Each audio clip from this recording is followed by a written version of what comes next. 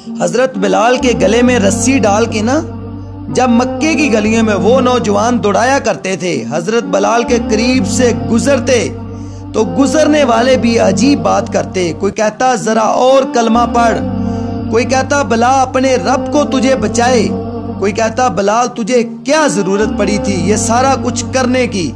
एक आदमी आया, कहने लगा बिलाल अगर तेरा रब सच्चा है, तेरे रसूल सच्चे हैं, तुझे बचाते क्यों नहीं?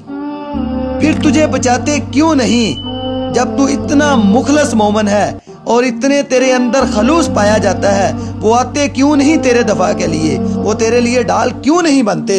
हजरत बिलाल हबशी का जवाब बड़ा जबरदस्त था। जनाब बिलाल कहने लगे मैं मुखलस तो हूँ, मेरा रब कादर भी है, लेकिन फरमाया जब तुम जाते हो ना बाजार बर्तन खरीदने, मट्टी का बर्तन लेने, तो जरा ठोक बचा के चेक करते हो